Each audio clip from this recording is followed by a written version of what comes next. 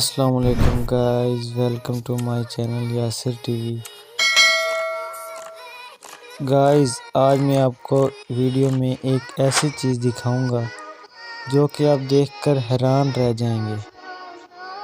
تو گائز آپ نے ویڈیو کو فل واچ کرنا ہے، ویڈیو کو بالکل بھی آپ نے سکپ نہیں کرنا۔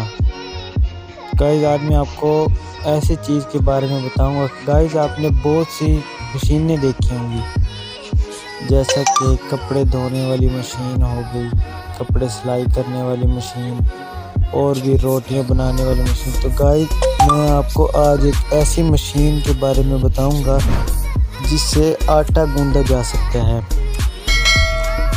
تو گائز سب سے پہلے اگر آپ میرے چینل پر نئے ہیں تو میرے چینل کو سبسکرائب کیجئے، کمنٹ کیجئے، ویڈیو کو لائک کیجئے اور شیئر کیجئے۔ تو گائز چلتے ہیں ویڈیو کی طرف۔